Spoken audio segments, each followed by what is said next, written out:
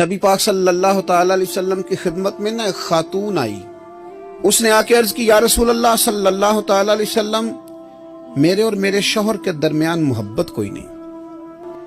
تو نبی پاک نے فرمایا بلاؤ اپنے خاوند کو. وہ خاوند آ گئے. حضور نے نہ دونوں میاں بیوی کا سر جوڑ کے دعا مانگی اللہ ان کے درمیان محبت پیدا کر دے, محبت پیدا کر دے نا ان کے درمیان. حضور نے دعا کر دی, وہ چلے گئے. کچھ دنوں کے بعد حضرت عمر بھی ساتھ تھے, حضور وہاں سے گزر رہے تھے.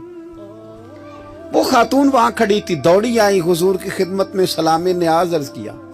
حضور نے فرمایا بتاؤ حال کیا ہے؟ پتہ بی بی کیا کہتی ہے؟ کہتی سونیا نہ نئی نہ پرانی, مجھے اپنے شوہر سے زیادہ نہ کوئی نئی چیز پسند ہے نہ پرانی پسند ہے. حضور اس کا بھی یہی حال ہے.